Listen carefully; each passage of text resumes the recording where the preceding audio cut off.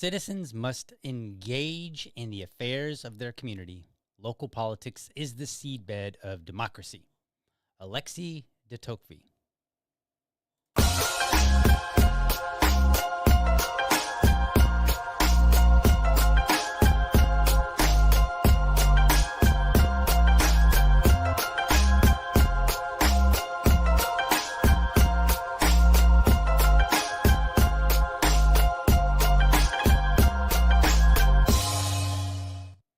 All right, good morning and welcome to another episode of the Liberty Dad Podcast, a discussion on politics and culture.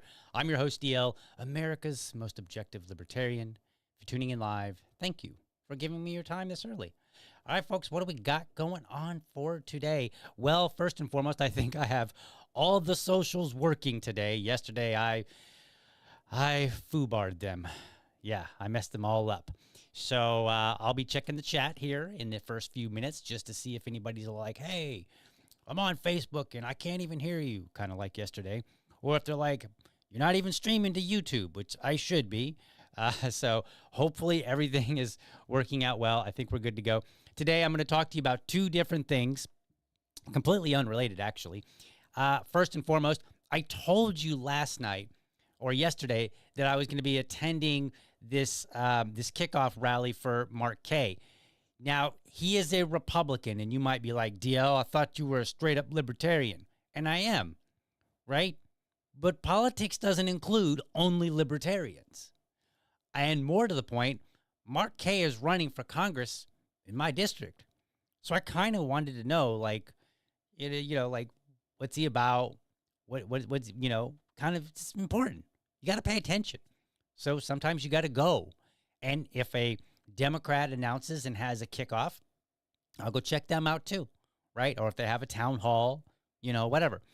So and same thing for a libertarian. I don't expect one, but if a libertarian announced, I would go and check them out. I will check out anybody that is running in an area where I will be able to vote for them.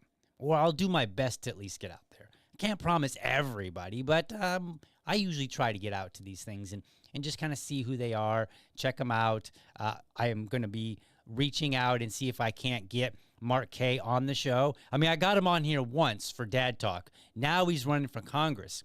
So I think the odds are pretty much in my favor to get him on again. So today, what I want to do, I'm not going to talk about his platform. I'm not going to, because he just kicked off and he's got like a year before the primary. And then he has to, if he wins the primary, then he has to go on and compete against whoever else is running in the race. So what I thought would be interesting, and this is particular for libertarians, but really for anybody. I went there and I was like, this is a pretty interesting kickoff. I kind of like it, right? And I don't mean like, oh, I'm supporting Republicans like it. I mean, like, I liked the way that he delivered. I liked how he presented himself. And so I thought, you know what? Why don't I show you guys a few clips and kind of talk about some things that you should keep in mind if you decide to run. So libertarians, if you want to run for office, you should pay attention to this episode for real. Like, play it back a couple of times until you get it. Okay, so we're going to play some clips. Then after that, I've got another, I guess another bill review. Yeah, we'll call it a bill review, right? So we'll check that out here in a few moments. But first and foremost, let's see. You are streaming from Liberty Dad Media on Rumble. That's better than nothing. Wait a minute. But that's better than nothing. Wait a minute. What does that mean? You're better than nothing. You are streaming from Liberty Dad Media. No, I'm not. It's supposed to have changed. It says Liberty Dad. I guess it didn't save it. I don't know. Okay. Well, I guess I messed it up. We'll swap that over later. But otherwise, we're good to go. So, my goodness. All right. Whatever. So, technology. It's like a remote control here, you know?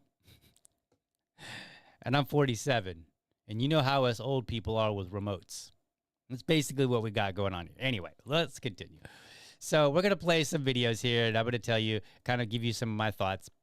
Now, nothing here is actually going to be negative, just because I thought in this particular case, he did some things that I thought were pretty neat, and I think that libertarians should keep in mind, and anybody for that matter. But, you know, my focus tends to be first libertarian, and then we'll see who else is challenging. Or if there is no libertarian, then I start looking and saying, who is out there? What are you about? Okay, so we're going to be talking less about what he's about today, less about his platform, and more about his presentation. How I think if you're a libertarian, or any candidate for that matter, you should present yourself to people when you're running for office. So here we go. By the way, I remember buying you that book. Now I want to pause for just a second. You might notice that the audio sounds a little bit distorted. That's because it was a bit loud and clipping. I can't fix that. Maybe some audio engineer can. So first and foremost, work really, really hard on getting that audio correct. Now, the challenge is once it goes live, like unless somebody's explicitly listened to it and you have like a sound audio engineer, you may not have much choice. There may not be much to do about it. So the audio does clip a little bit. It is distorted, and that's because the audio coming into the feed was too loud. Now, while we were there, the audio was just fine.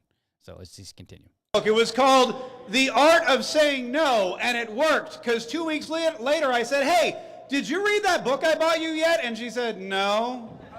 Okay, so you may not get this from, and maybe I should have backed up to a little bit better. I'm trying to keep the clips kind of concise here. So I'm going to play that one more time. And he's talking about the person who just spoke before him. And she had come up and she had, so any of these kind of events, if you can get other people to speak before you, that's good.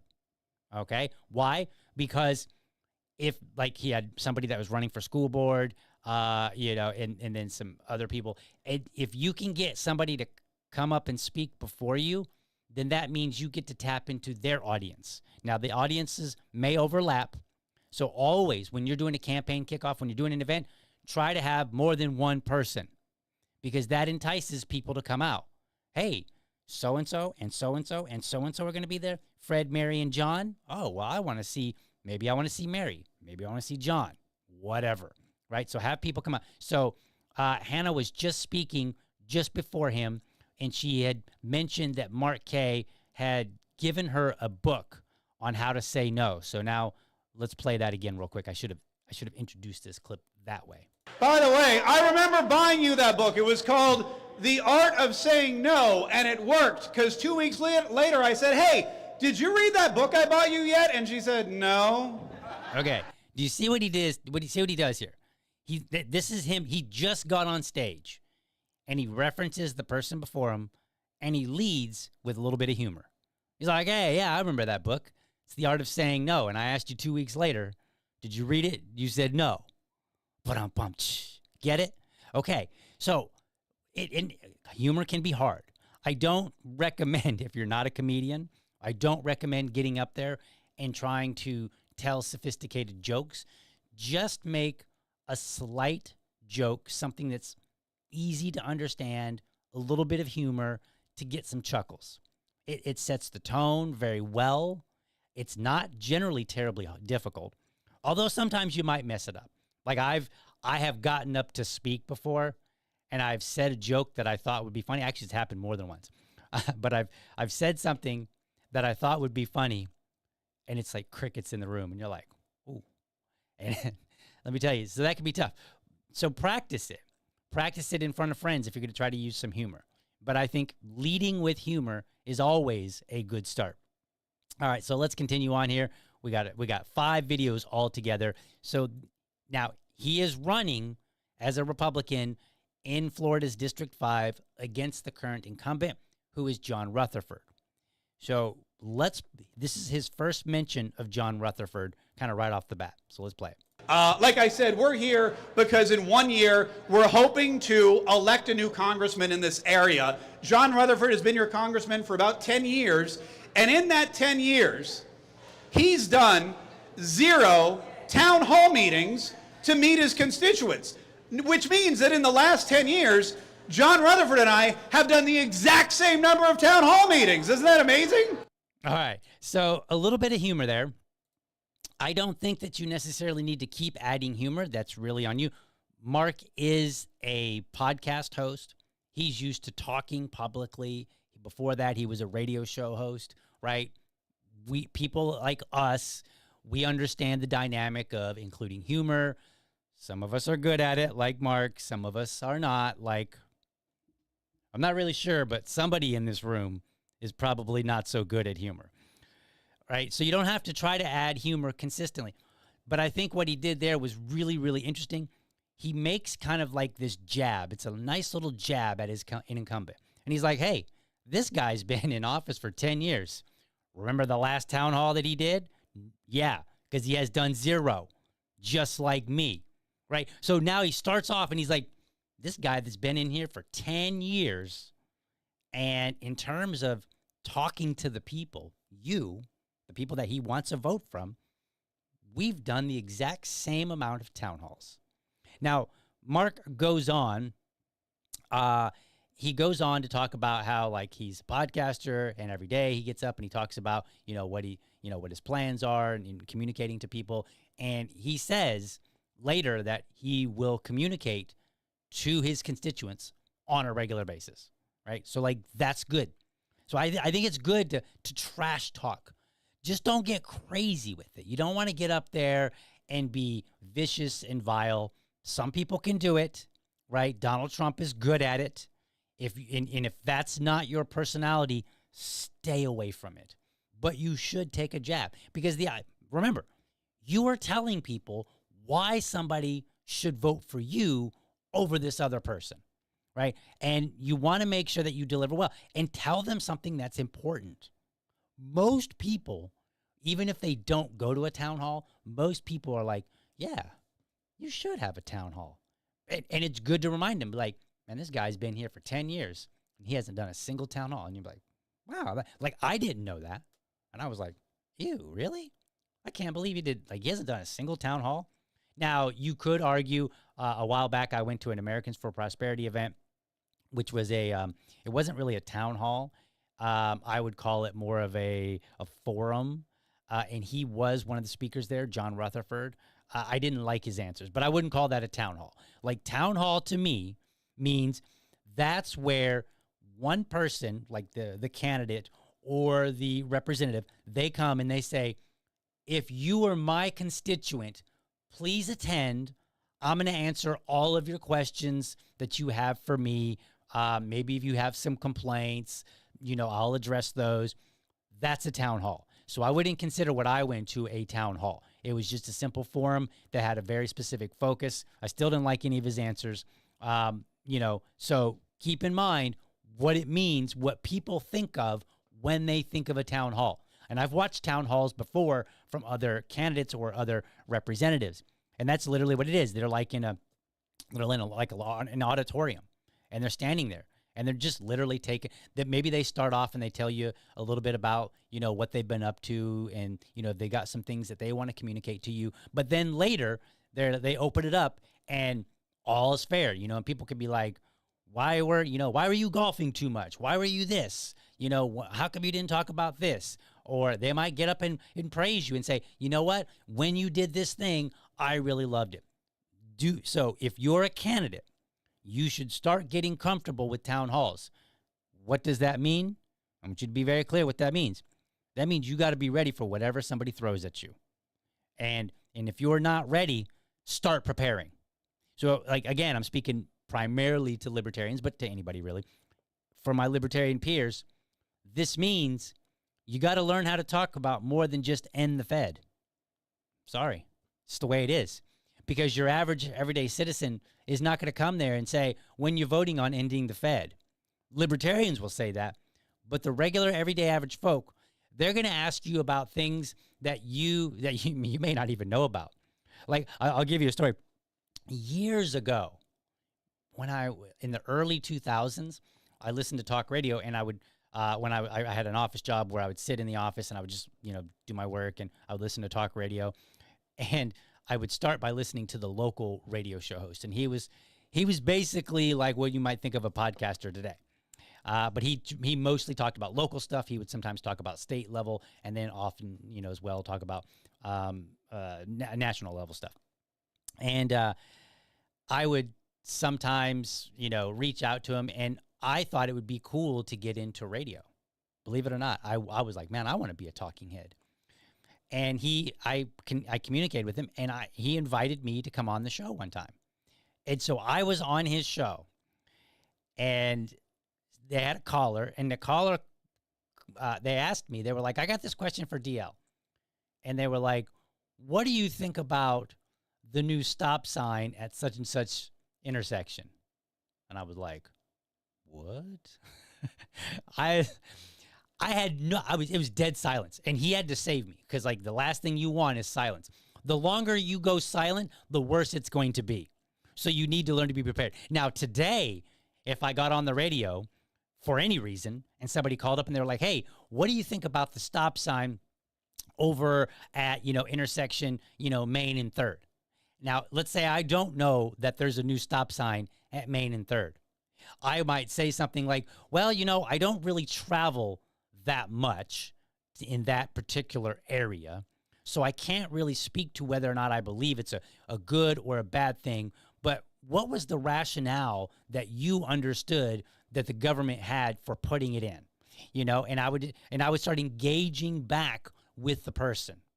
So you need to learn, if you're going to have a town hall, which you should, you need to learn how to engage with people, which means if you don't know something, it's okay to not know everything. It's not okay to have silence or to have zero answer. So then you just start dialoguing back, and you say, well, tell me more about this. I'm not particularly familiar with that particular thing, so tell me a little bit more, right? So that's how you do this. Do I have to tell you again? I'm going to tell you again. If you want to be a candidate and you are not yet, what you would consider a decent public speaker, get your butt to Toastmasters. Go. Don't argue with me. Go. I promise you, it will do wonders for your public speaking.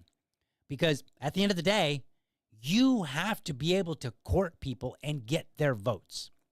All right, so let's go to this next video here. We're going to go through these kind of quickly. I'm just kind of giving you an idea. So he starts out and he's trash talking his incumbent or his opponent. And this is his opponent for the primary. Now, if you're a Republican and you're running and you have a primary, you're expecting a primary because that there's going to be other challengers, then I would start with working working the crowd on choosing you over the person in the primary. If you're a libertarian, chances are you're not going to have a primary because it's very atypical that you see more than one libertarian in a race. So in that particular case, I would start kind of trash talking either the incumbent, who, if they're running again, or I would start trash talking who you think is going to be the most likely candidate or candidates that you're running against. Now, if it's very unclear, maybe you've got a bunch of new challengers and it's very early in the race, then maybe you can just kind of be more general and say like, hey, let's talk about some issues that have been happening over these years, and kind of present what you're about. Introduce yourself. Okay, so that's what I would do. So let's continue on with the trash talk, because he wasn't done yet. And this one really caught my attention, because I was like, what? And I was like I think at the time I was talking to somebody that was sitting across from me, and I kind of was half paying attention. My attention was divided, and I saw this, and my attention went to Mark Kaye again. So this was great. In fact, you know what? If you guys aren't familiar with John Rutherford's voting record, because not a lot of people are, I brought a copy here. Let me show you real quick. So,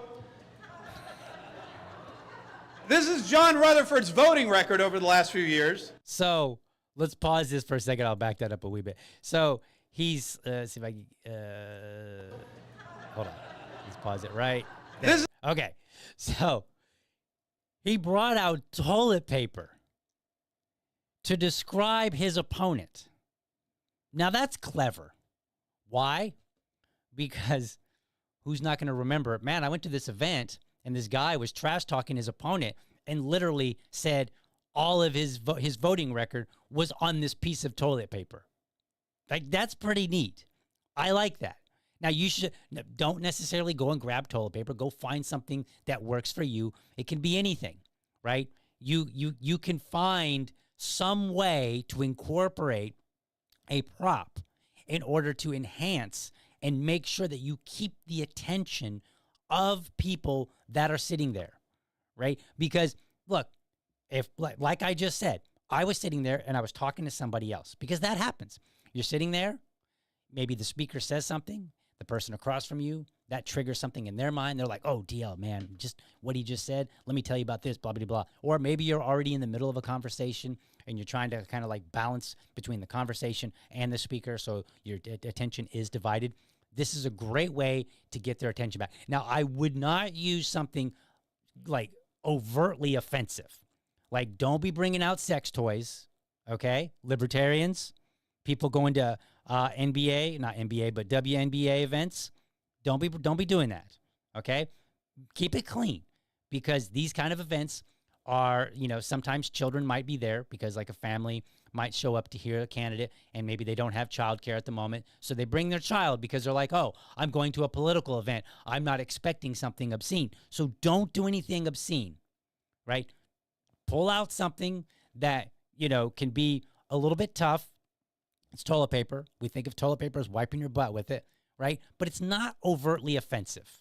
But it does make the point. He's got a crappy voting record. So then he continues on. He doesn't just say, oh, here's his voting record, and then toss the toilet paper to the side. Here's what he goes with. This is John Rutherford's voting record over the last few years. John Rutherford voted to send billions of dollars to Ukraine, not once, not twice, but 7 times. Think about that, okay? Right now, sending money to Ukraine is a big deal for a lot of people. So if you're going to say this person's got a crappy voting record, make sure that you highlight part of that record that voters can identify with. And then in this particular case, if they voted multiple times to do something that you oppose, that you anticipate the voters that might vote for you would oppose, then highlight that. And if you can incorporate some sort of a prop, that's great. Because remember, this is a campaign kickoff, right? And you're trying to stand out. You're trying to get some notoriety to make sure that people go, hey, instead of voting for the incumbent, the person that we've been voting for the last 10 years, perhaps we should give this guy a shot, right? So make yourself stand out. I mean, and people remember these things. Think of your 5 senses, right? Let me put my hands up there. Your 5 senses, okay? You've got like seeing, you got vision, taste, touch, smell. What am I missing? Vision, taste, touch, smell. I'm missing one of them. But as many of the 5 senses as you can incorporate, you're probably not going to want to do smell, especially if you're using toilet paper. But, if you can incorporate multiple things, that helps people remember you better. So we've already got the audio, right? It's the hearing. We've got the visual, right? So there's that. I don't know how you could incorporate like maybe touch, taste, or smell. Yeah, I did get all 5. Touch, taste, or smell. But the more that you can incorporate, or like maybe people are eating, and I wouldn't use toilet humor with their eating. But if you're making a joke, you might say, well, it's like your hamburger that you're eating right now, or the food that you're eating right now. So now people are now making this association in their brain: food, hearing, vision, and what you say. And so that's going to help incorporate or solidify it in their minds. So do that. Let's see. I think there's just a few seconds left. To the tune of $350 billion. Okay. In fact, you know what? Whoops, pause that. So he puts a number on it at the end. I should have just let it go to the end. So he puts a number on it at the end. So he's like, hey, number 1, here's this prop. Number 2, I'm trash talking my opponent, right? Here's this prop, and it's a funny one, and it represents his voting record. Then I'm going to tell you how many times he voted on this thing that's going to be important to you, the person that's going to vote for me. Then I'm going to tell you, here's a number to total that all together. He voted for it 7 times to the tune of this much money. Do you like that?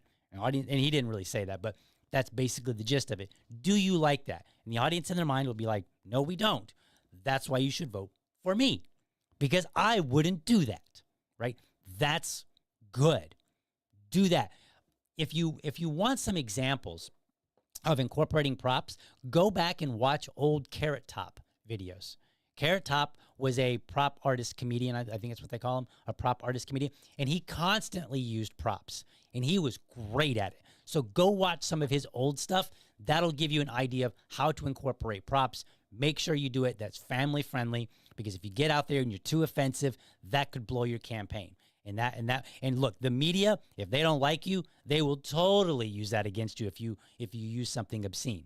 Right? And look, I get it. We want to be noticed, but at the same time, we don't necessarily want to kill our campaign right away. All right, so let's see. What else we got? I got 2 more videos here. Yes, this one. This is great. So Mark Kaye, as far as I can tell, is the underdog compared to other Republicans. Like, if you go and look, I think you see that John Rutherford, he has, the establishment behind him, so he's got all that big money. And Mark mentions it at one point. He's like, look, we don't have his kind of money, but we do need to generate money, right? So I think he acknowledges that in some ways, he's the underdog. So what you need to do as the underdog is you need to kind of make sure that people walk away thinking, this is the right guy for the job. One way to do that is talk about your qualifications. And because a lot of people are like, oh, is he qualified for office? We love talking about qualifications for our candidates. So right up front, get it out there and say, yes, I'm qualified. Here's how. Here's how Mark approaches this.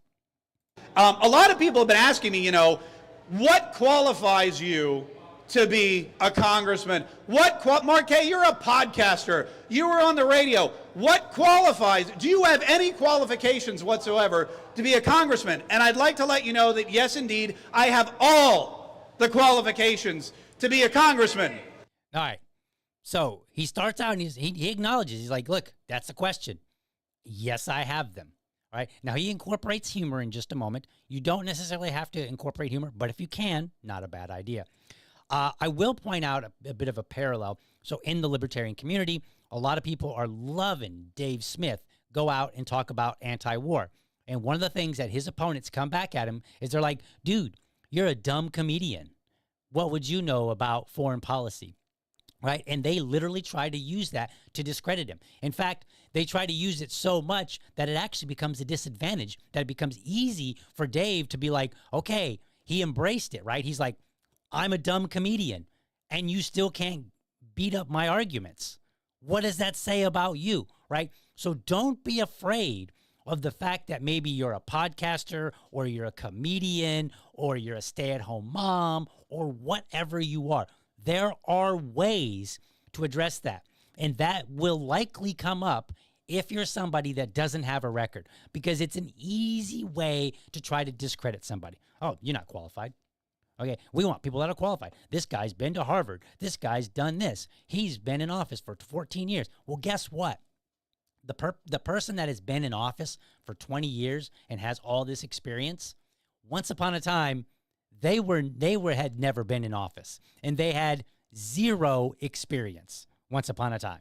So don't be afraid of it, right? And this especially applies to libertarians because we have so much trouble getting elected, right? And so we have to learn, okay, how do we address this question of who are you and why are you qualified? Why should I think that you're the right person for this job? So here's what Mark says. Because according to the Constitution, which is what I follow, there are 3 requirements. You must be at least 25 years of age, and I am doubly qualified for that.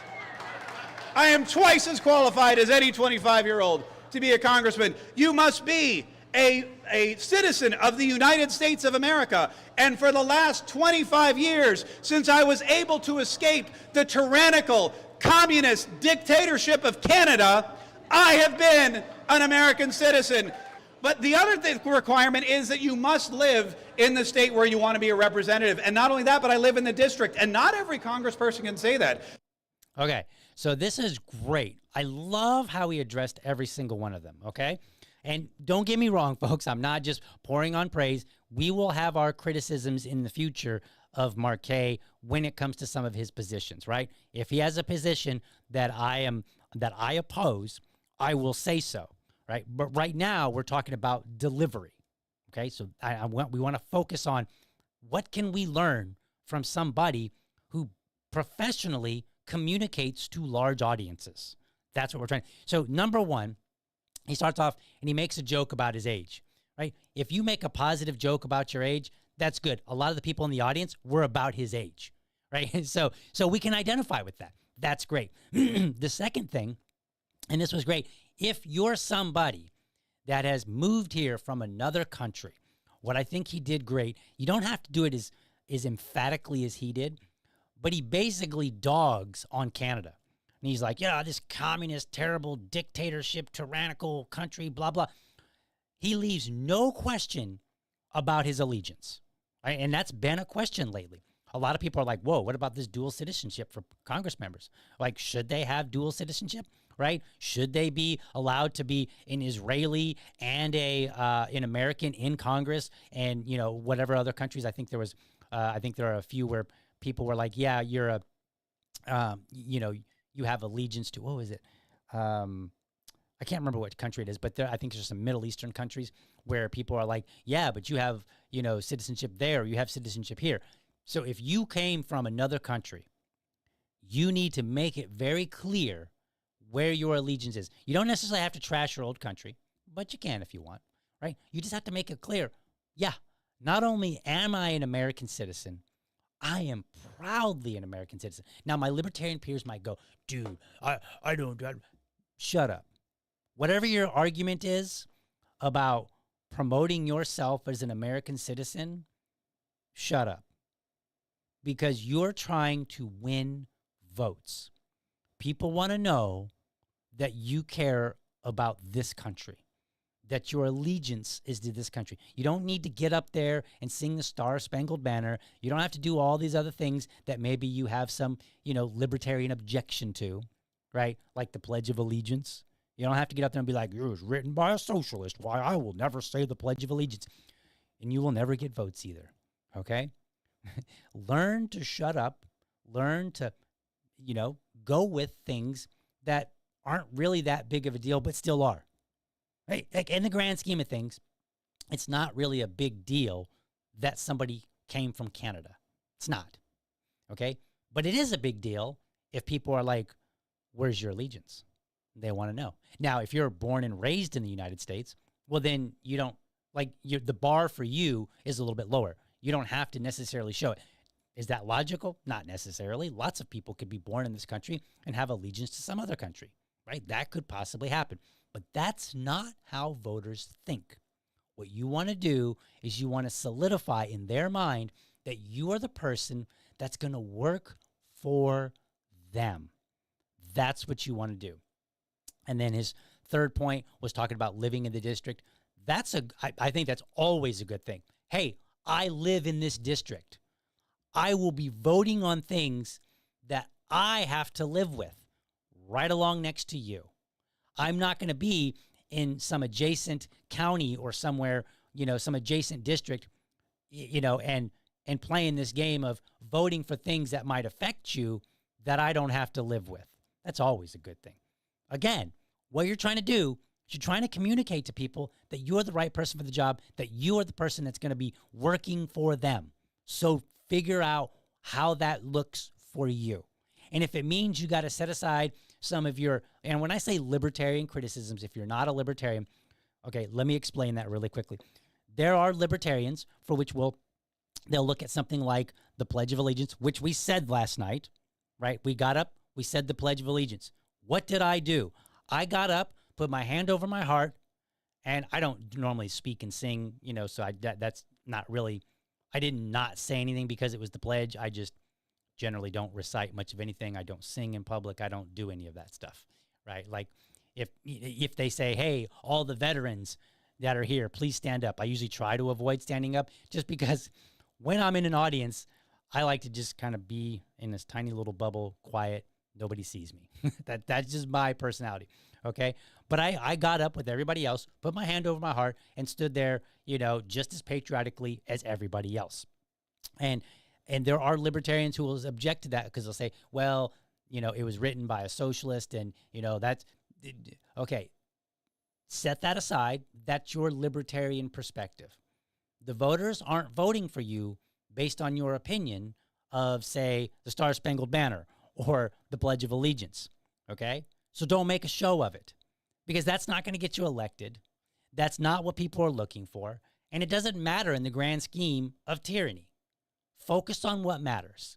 And if you have to engage in stuff that maybe you have, this esoteric disagreement with, then do it, right? That's what it means to be a candidate. Now you might say, well, DL, that's being dishonest about who I am. No, it's not. That's participating in the crowd, right?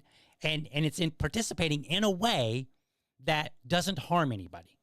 Like, I'm not telling you to go out and if everybody else is vandalizing something that you should vandalize it too. I'm telling you, if there are traditions that people like to respect, then respect them. And if somebody asks you and there's an opportunity to discuss your objection, then go ahead and take it. But otherwise, don't lead with it. Lead with what you want people to know that's going to convince them to vote for you. We are talking, again, about being a candidate. Your job is to get votes, right? So I just wanted to kind of explain that really quickly. We've got one more video, and then we'll go to intermission. We'll talk about a bill here in just a moment. So this is this final video here. And this one is, he again uses a prop when he's talking about his platform. Right now, again, remind you, this is early on. He's got 1 year until the primary. And so you don't have to necessarily that early get up and throw out everything. Like what you're about, what you're going to vote for. You don't do all that. You're introducing yourself. Okay? So keep it light. And he does. So here's this video. And we're going to be building this campaign on volunteerism. We're going to be building this campaign with volunteers. But we had a guy who volunteered, a graphic designer. He made our palm cards, and he said to me, he goes, "What's your platform?" And I said, "What do you mean?" He goes, "What do you stand for?" And I said, "You know what? I'll show you my platform. You guys want to see my platform?" Okay, that's great. Now, the audience is kind of quiet, but he said, whenever you're talking to an audience, questions are great. Hey, do you guys want to see my platform? You're already going to show it. You're just ensuring that you're getting engagement from the audience, right? So like you can get up and tell a joke. What happens when somebody tells a joke? Hopefully. Well, if you said people laugh, then please go to the head of the class, because when people laugh, they are engaging with you, right? And you want engagement from the audience. When you ask a question, make sure it's a good question. Hey, do you want to see my platform? Of course people are going to say yes. You're literally running for office. So then you have a prop. Here's his prop.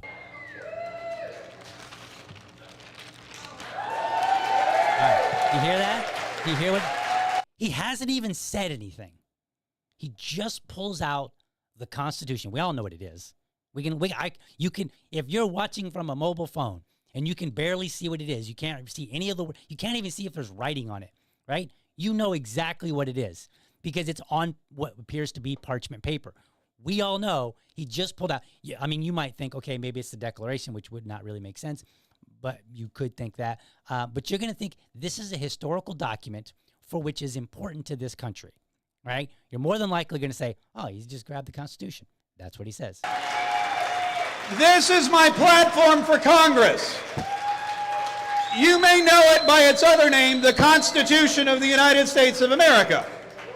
And he goes, the Constitution is your platform. And I said, yes. Shouldn't it actually be every congressperson's platform?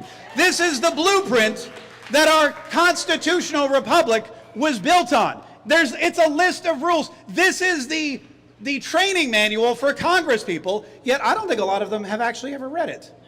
That is wonderful, right? Now, again, libertarian nuance. I know there are libertarians out there that are like, the Constitution's not that great. It hasn't stopped tyranny, blah, blah, blah. Okay, that's not a conversation that voters generally are going to care about, at least not publicly, unless they're coming to hear you talk about, like if you have it, or if you're giving a talk and your talk is titled, Why the Constitution needs to be revised, or why the Constitution failed to prevent tyranny, or something like that. Unless it's that, your nuanced libertarian opinion about the Constitution does not matter. And he is absolutely correct. In our current form of government, the bare minimum should at least be adherence to the Constitution. That should be the bare minimum. And rarely will you find somebody that disagrees with that statement. So you kind of get people on board with you from the outset. You're like, hey, here's my platform. Bam, it's the Constitution. And then people, you heard them. They all cheered, right? That's a good thing. Now, whether or not you adhere to it, whether or not people agree with you on what constitutes being, constitutional, that's an entirely separate matter. That's for the campaign trail. If voters want to ask you and say, well, I remember when you were, at your kickoff campaign and you pulled out the Constitution, you said that was your platform, but here on your website, you say this, and can you reconcile that with being, constitutional? Okay, well, you got to be prepared for those kind of questions, right? But ultimately, again, what he's doing here is he's introducing himself, and he's trying to stand out, and he's trying to make a little bit of a memory in people's minds. So they say, I want to vote for this Mark Kaye guy above the incumbent or anybody else that runs against him, right? So I think he did a great job. He spoke for about, roughly about 26, 30 minutes, somewhere around there. He had multiple guests, I think 2 other people spoke before him. That's always a good thing. This is especially critical if you are an underdog. Get some other people there, because other people bring their audiences. When I was chair of my local libertarian affiliate, one of the ways that I was able to get people to come out to our events, I didn't just say, hey, libertarian event, guys, why don't you come out? We're going to talk about libertarian stuff. What I said was, hey, we got this speaker. They're coming out to talk to us about this thing. And if you go back through the record, you'll find that most of my speakers were not libertarian. The reason for that is because I was trying to, one, broaden our horizons and kind of, interact with the world, not just libertarian stuff. But I was also trying to tap into their audience. Now, in this particular case, the audience that might have come for some of the other speakers, they were probably overlapping with Mark already.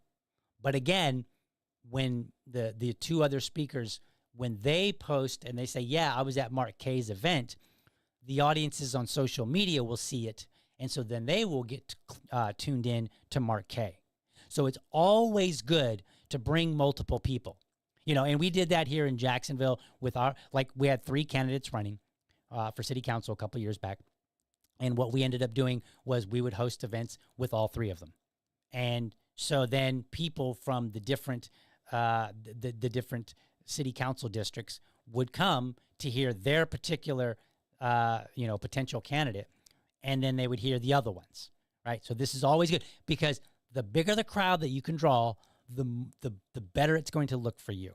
If you just are like, hey, I'm running for Congress, I'm a libertarian, and you only get a handful of libertarians, if any media happens to show up, or if anybody, gets the right angle of a photo or of a video, they're going to be like, yeah, look at this bozo. They're not important. 5 people showed up, right? And they're going to dismiss you. So what you want to do is you want to make yourself look as big and valuable as possible.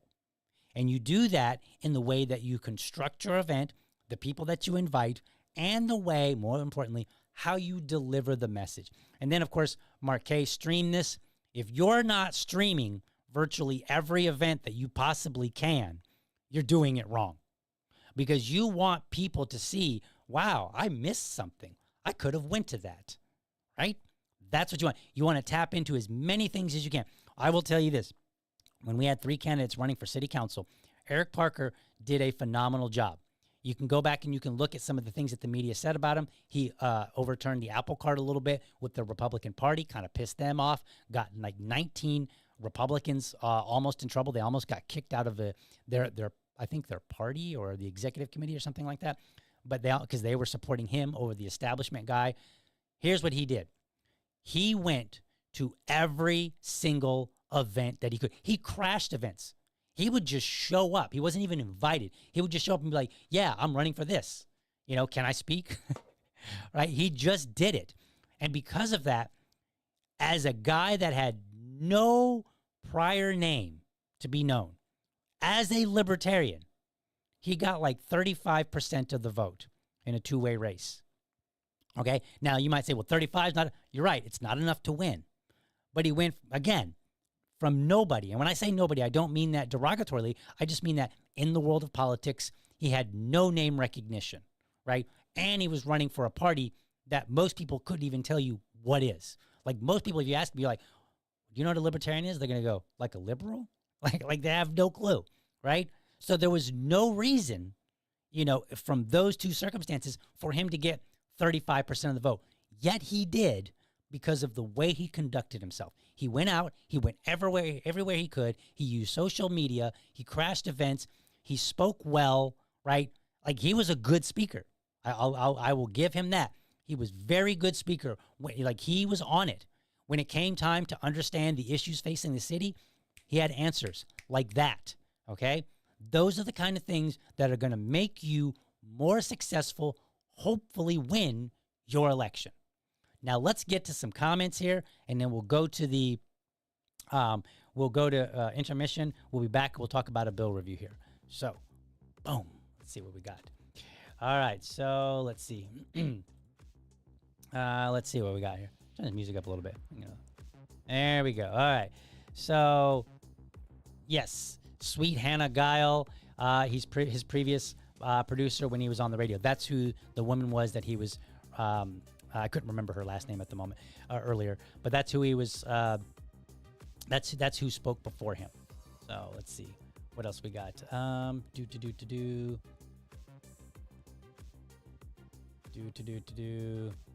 Let's see. Oh, here's an interesting one. I remember being on Mark Kaye's show when he was on radio. Someone called in to ask me about people who can't manage their money needs regarding Social Security. Example, someone with mental type issues. Let me see if I can follow let's see here. I was there. Did I get it? Nope, I didn't get it. Hold on. There. I was not expecting it, but I went on my typical libertarian tangent on having a money manager take care of their money versus government. So, if at any time, again, as you see that Liberty Lady points out, you have to be prepared for anything that people throw at you the moment you step out on the public venue, right? Because you never know what they're going to ask you. You could be running for city council and people could be like, what do you think of the latest Supreme Court decision? Like in our three candidates, they sat down and they said, all right, if people ask us about these kind of issues, here's how we sidestep it when they're not related to the seat that we're running for, right? So they had a plan. You've got to sit down, talk with some friends, what have you. Figure this out. You have to be ready. Marcus King, when it comes to 3-point videos, he does many of those on his media. So, as a rule of thumb, do things in 3, right? You have 3 points, the best that you can be. Now, you don't know, maybe there's a time where you only have 2, or maybe there's only 1 and you talk about it. But for some reason, and I don't know the dynamic, people remember things in 3s. Let's see. How uniparty candidates get away with residency in other districts they're not running in has been beyond me for decades. Technically, it's illegal, but this never enforced in politicians in Florida. You're right, Oddsman. It is a bit of a problem. I don't know how it works, but if you're running for office, that is a good thing to exploit. And rather than going on and on about, oh, this person's bad, they shouldn't do this, the government should stop it, they should, just talk about how you're going to be better. Use that to your advantage. Let's see here. Let's see. That Liberty Lady says, Mark made the vaccine passport, which was actually a pocket constitution. I have one. That's clever, right? Think of ways and talk to friends if you have to. Reach out to people. You don't always have all the answers. Build you a good team if you're running for office. I think that's all the comments that I have for right now. So we will, what we will do is we will go to an intermission here, and then we'll be back, and we're going to talk about a bill. So let's do that.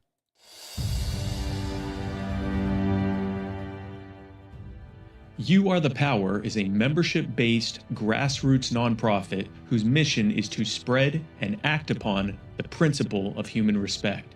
In 2024, we received over 300 requests for assistance. And with the recent expansion of our volunteer program, You Are the Power stands ready to assist hundreds more in 2025.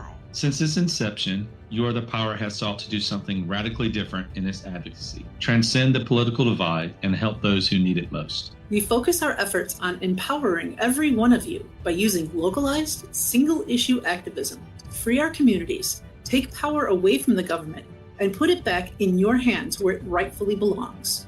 We remind the government that they are beholden to us, not we to them. With a shared social media reach of over 100 million, You Are the Power's work in 2024 brought about significant and inspiring change nationwide. Unconstitutional local ordinances were repealed. Families fractured by the poverty of due process within the criminal legal system were reunited. The confirmation bias of law enforcement was exposed, resulting in criminal charges against factually innocent people being dismissed, and the actions of bad actors were uncovered, shining a light on the need for increased governmental transparency. Harmful government measures stem from the lack of respect for its people, and fostering a culture of human respect is the best way to combat this. You Are the Power utilizes positive, solution-based messaging to demonstrate how human respect is the viable alternative to mandated government policies. You Are the Power holds free training sessions for our members, offering classes on public speaking, leading with love, media relations and publicity, event planning and management, legislative outreach and engagement, and understanding your rights while interacting with law enforcement. We launched an app in 2024 that allows members to connect directly with causes and leadership team members. It enables us to activate our members to organize their community resources around a cause and work toward a solution. Most importantly, we are thankful to you, our members. Last year was historic. Your generosity and support made it possible because You are the power.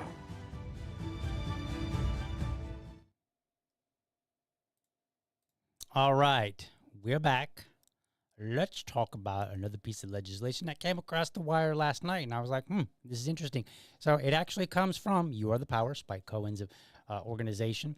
This is out of the Cortana. I lost the name of the city, but it's out of New York. Actually, I can look it up. Cortland. I wanted to say Cortana. That's the Cortana is actually what's on your Windows laptop. So Cortland, they are apparently revising some of their legislation. They will be voting on it tonight, and he has started pushing for people to email, or if they live in that city or in the nearby city, to attend and go to the city council and argue against it. So what's going on?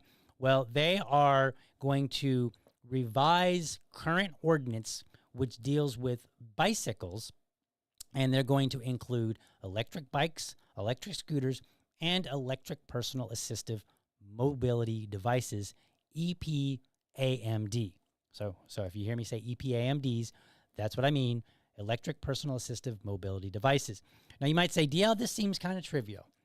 Well, here's the thing. When it comes to legislation, the most power that you have is local. So I was just watching a documentary the other day of Thomas Massey, and I didn't know actually how he got his start. So he's in Congress now, and he's well loved by many people in his district and all across the United States. He got his start because him and his wife, they graduated MIT. They decided to move to Kentucky. They bought, I believe, if I understood it correctly, they bought her parents' farm, like this big, huge property, and then they were going to build a house on it. And everything was cool. And then the local, I believe, county wanted to implement some legislation that he disagreed with. So he wrote a letter to the editor. And then I guess later they were implementing some more. So he wrote another letter to the editor. And then he decided, you know what? I'm going down to city council and I'm going to talk to them. And so I guess, he doesn't go into all the details, but he ends up going to city council and there's like 30 people that are supporting him. And so he gets up to speak, and I think he gives his 5-minute speech. And then the council members were like, hey, you've had your 5 minutes. And he's like, crap, I'm not even done yet. And somebody in the crowd that came, to support him, they stood up and said, he can have my 5 minutes. And then another person. And it ended up that all 30 people said, we're donating our 5 minutes to this man. Please hear him out. And they ended up stopping that regulation. He doesn't describe what the regulation is.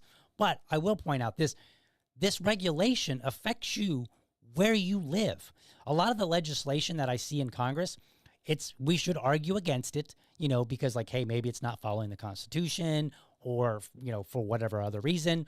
There may be multiple reasons. The Constitution should be pretty much the end of it, but it usually isn't because the law can get a little bit tricky and, people interpret the Constitution in different ways. So there's a variety of reasons why you might oppose some legislation, but sometimes that legislation doesn't really affect you where you live. Well, you need to be paying attention to the legislation where you live. And sometimes it's good to have outside support. So let me pull up, what we're going to do is we're just going to quickly talk about what the change is. Basically, what they have is they have regulation in that city where you have to register your bicycle. Now, I already think that's absurd, but that's not what we're talking about today. Okay, that's already on the books. What they want to do is they want to rescind the bicycle portion of their statute, and they want to basically replace it with a new version that includes, again, all those things that I mentioned just a moment ago, which is electric bicycles, electric scooters, electric personal assistive mobility devices. And so the argument here that we're going to be making is that, hey, you're being a bit too restrictive when it comes to personal assistive mobility devices. What does that mean? That is a device that you use to assist you with transportation, with your mobility, getting around. So this would be something that affects some people. Who? How many? I don't know. But I look at it and I say, government, even local government, they should never impose more difficulty on people who just need to get around. That is absurd. So let me pull this up here real quick. Where we go? Then let's go. There we go. All right, so we're going to kind of go through this. I'm going to skim through it super duper easy. So the first and foremost part here is they're defining electric personal assistive mobility device. So they're defining it. And they're saying electric personal assistive mobility devices, or EPAMDs, shall have the same definition as defined by Statute 114-D of the Vehicle and Traffic Law of the State of New York. Okay, what does all that mean? Well, turns out I was able to go and get that definition, so I will pull that up for you in just a moment. This is one thing that I guess I didn't have quite on the ready, but we'll get that ready. All right, here we are. So you can't read that. Don't worry. I got your back because I'm a good host. I will read it to you. Here's how they define it. Every self-balancing, two non-tandem wheeled device designed to transport one person by means of an electric propulsion system with an average output of not more than 750 watts, that's 1 horsepower, and the maximum speed of which on a paved level surface, when propelled solely by its electrical propulsion system while ridden by an operator weighing 170 pounds, is less than 12.5 miles per hour. So basically, it's a device. If it's on flat land and it's traveling with somebody that's 170 pounds or less, it goes 12.5 miles an hour. It's not very fast, okay? I mean, it's kind of fast, but it's not like in terms of, getting around. It's faster than walking for sure. So that's a little definition. Okay, now I like that. I like the fact that they've defined it. It makes it clear what we're talking about. All right, so let's go back now to our document, and we're going to kind of walk through what are some of the problems that we can foresee with this. And this is where reading bills comes into play. We have to read them, we have to understand them, and we have to think, what could be a problem? So let's take a look at their section 87-5A6. So we will go down here. I've got it highlighted. I wish I could zoom it a little bit better, but that's okay. We'll work with it. It says, if an e-bike, e-scooter, or EPAMD, a certification that the vehicle propulsion and battery system has not been altered from its originally manufactured. So this is under why you have to get a registration. So you have to register it if the certification of that vehicle propulsion and battery system has not been altered from its originally manufactured state, right? I'm sorry. This is under what circumstances that you can register it. I apologize. It's under what circumstances you can register. So you can't register a modified version of this. Here's the problem with this. EPAMDs, they're assistant devices, okay? For somebody relying on one for daily mobility due to a disability, gathering certifications, paying fees, and ensuring compliance, that could be a burden, right?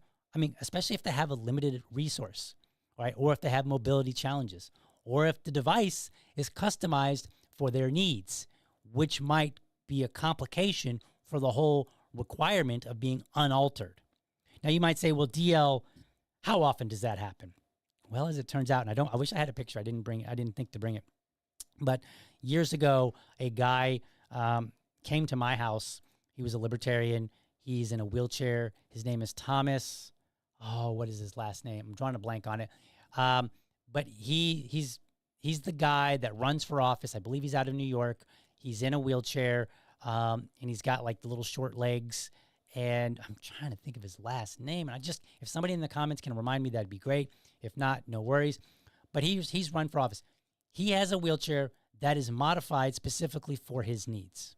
Okay? So the idea that somebody might have a mobility device that's altered to suit them is not out of the ordinary. I have personally met one, a libertarian who ran for office. Now, I want you to think about that. I met a libertarian who has a disability, who has a device that's altered to fit his needs.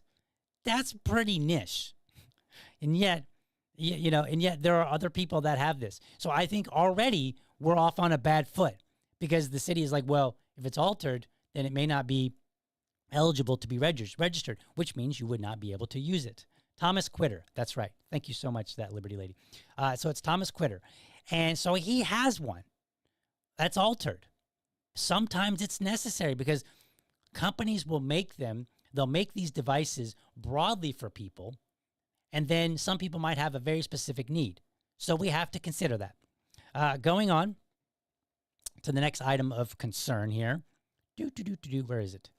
Where did it go? Here we are. So under 87-9 Part D, okay, so this is this next one here. So this is talking about the charging component. No battery for an EPAMD battery. No battery for an EPAMD battery may be charged. That's kind of weird. Like they need to clean up the language. But anyway, no, we'll just read it like this. No EPAMD battery may be charged within the common area of a multi-unit dwelling unless in an emergent situation to allow its transportation home and in such event must be attended at all times. So basically, it's like really confused language for saying you can't charge this in the common area of a multi-unit dwelling area unless you're standing there. Well, here's the problem. We are talking about people with disabilities. People with disabilities living in an apartment or relying on public spaces, they could easily face a barrier to charging it, limiting their ability to use the device reliably. Think about somebody that maybe doesn't have a private space to charge it safely because they're of limited means. So this goes from a routine. This is an issue where they're saying, hey, it has to have an emergency exception where they might need it more routinely to charge it so they can get around. So this is another problem with this legislation, right? They're limiting how you may charge the device that you might need once a day, once a week, whatever, right? But the more you need it, the more likely you're going to have to charge it, which means you would have to stand there. That means you can't do other things that you might be able to do. They are creating an additional hardship. Then let's jump down to the fines here. So 87-10 and then 11. So any person violating any of the provisions of this article shall be guilty of a violation of the code of the city of Cortland and may be punished by a fine as established from time to time by resolution on the Common Council. Now, the first problem that I have with this, if you're going to pass new legislation that comes with some level of punishment, you should be obligated to say, as we're passing this, here is what the punishment is at the same time. Not later, not go, well, we'll figure that out at a later time. No, you figure it out now. What is it, right? What is the associated fine or punishment that's going along with something that you are saying this is not legal? Furthermore, violations could result in fines that are set by a resolution, as we just said, and unregistered abandoned EPMDs can be impounded, which make paying fees and resolving violations more difficult for people, right? Because you're already saying, like, look, you can't charge it in the common area unless you're standing there. So then let's say, hey, I've got to go do these other things while it's charging so I can be ready to go here in a few minutes. You know, I got to go get my clothes. I got to go take a shower, whatever the case is, right? So they leave, they come back, they could be fined, and that could be impounded. So now they're having hardship because now they're not able to get around. The problem here is these rules, they basically treat people like, they treat the EPAMDs like they're recreation or general use devices. And they don't distinguish therapeutic or assistive uses, which could disproportionately affect disabled users who depend on them for their independence, right? So now you might be asking yourself, all right, DL, you've kind of went through it. I see some problems here. Not a huge list of problems, but there are problems because these are assistive devices. We're not talking about recreational devices. We're talking about devices that people might need. Technology is a wonderful thing. We come up with great ideas to help people out, and we should make sure that our laws don't make it harder for people to use them, especially when we're talking about newer devices, which generally cost more, right? Because if I'm running a company and I create a new device that's going to help out lots of people, I probably have put a lot of money into that. And therefore, what happens? Well, that device is initially going to be a lot higher in price until such time that I've paid for the R&D and the price can lower. That's how everything works. This is why when flat screen TVs came out, the rich people were paying like $10,000 for them. And now we go back, we go to the store and we can find these flat screen TVs that hang on our wall that are 900,000 inches, you know, and they're like a couple $1,000s. Okay. Or you could buy a much smaller one, still large, and you pay maybe a couple $100. That's how they get there, right? So we need to make sure that we are not making it more difficult for people that need assistive devices to use them. We have to consider them. This is the kind of legislation that we should be on the lookout for. You know, some legislation is maybe more complicated, but I think this one's pretty easy. Hey, figure out how to make an exception for somebody that needs one of these devices. And we do this thing all the time, right? If I go to the store, I cannot bring my dog in. Why? Because my dog is just a regular everyday pet. She is not a service dog. If I had a service dog because I was blind or had some other need, then my dog would be permitted, right? And we permit them because we expect that the dog is trained, so on and so forth. Right? So we already make these kind of exceptions, and we generally don't want dogs waltzing around in the grocery store, in the produce department, you know, trying to grab apples with their teeth or jumping on all the fruit or the veggies or whatever, right? Right? That's why we make an exception for service dogs because they're trained to not do those kind of things, to do their job. We should equally treat other assistive devices, or I don't want to say other, we should treat assistive devices in a similar manner. So here's how you can help. You can go to, let me here we go. So you can go to You Are the Power. There's a link in the show notes. Go check it out. And I'll kind of go through this. Stop the assistive mobility device registration law in Cortland. All right. The city of Cortland is voting on a law that would require registration of electric personal assistive mobility devices. Why this matters. EPAMDs are legitimate mobility aids for people with disabilities. This includes electric wheelchairs and other electric mobility devices. Without clear language exempting these devices, this new law could require fees, permits, and special registration for motorized wheelchairs and other essential mobility aids. Okay?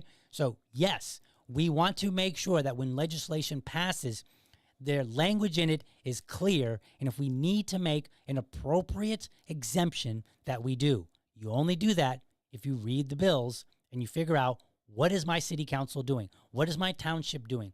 What is my county doing? What is my state doing? What is my Congress doing? So on and so forth.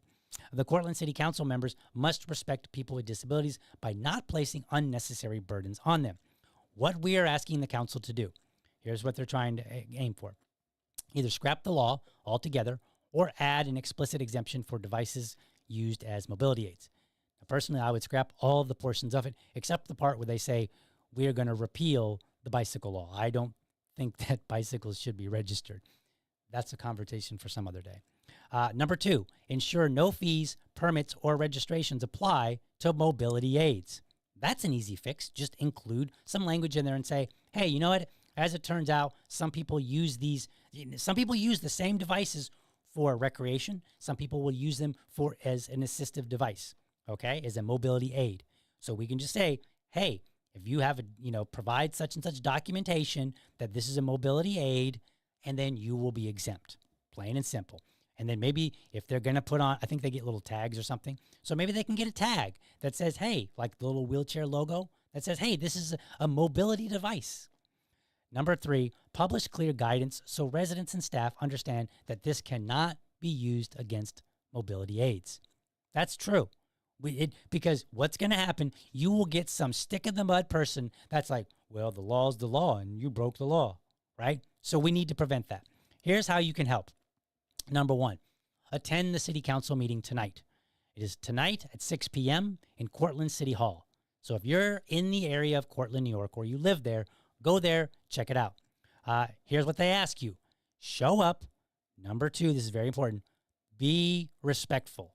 And ask the city council to either scrap the law or add clear exemption and remove any barriers for residents who use mobility aids. We are calling for disabled people to be treated as human beings. Be respectful, especially if you say anything. Well, just be respectful, period. Because this is a call from You Are the Power. They do great work. Do not embarrass them. Number 2, you can also contact the city council. Email and phone numbers for the Cortland City's council, mayor, and clerk can be found below, along with an email template/script for your use. Tap email members to generate a pre-formatted email addressed to all interested parties. Simply add your name to the end. You can do that. They've got some talking points here that you can use. And then here's this script down here. I'm not going to read it. So that's what you can do. You can email them if you're from afar or if you just can't make it, right? Or if you're in the area, go there, go to Cortland City Hall in Cortland, New York, and then raise your voice and say, hey, this bill needs revised. It has potential problems for people with disabilities. If you're a libertarian, especially if you're a libertarian, this is a way to make a good name for libertarians in your community. Go support people. Go show them you're paying attention and that you're on their side. That is how later, when we say, would you like to vote for a libertarian? Even if they go, I don't know what a libertarian is it a liberal? They might at least say, you know what? Not exactly sure what that libertarian thing is, but I remember that they were helpful with making sure that city council didn't pass overbearing laws for people with disabilities. So they'll have a good memory in mind. Okay, so do that, folks. All right, last few comments. Let's see here. Let's see, last few comments, and then we will see what we've got here. Where's my mouse? There we go. All right, so that Liberty lady just says, I'm looking at a new e-bike, and I saw the New York charging disclaimer on the website.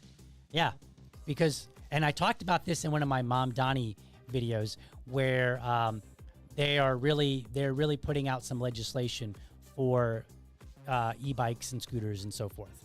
I haven't looked at that exactly. I can't remember exactly what specific legislation, but yeah, the state of New York is all about it. So make sure that we're paying attention, we're tuned in, we're helping our fellow neighbors, because at the end of the day, that is what's going to make a good name for libertarians. And that's what we always want to do. We want to elevate ourselves so that the community thinks highly of us. That way, when it's time to vote for a libertarian, people aren't like, oh yeah, those are those weirdos. They might say instead, those are those weirdos that help out the community. All right, folks, that's my show for today. Thank you so much for tuning in. I appreciate it. I will be back again tomorrow for another episode of my weekly 47. So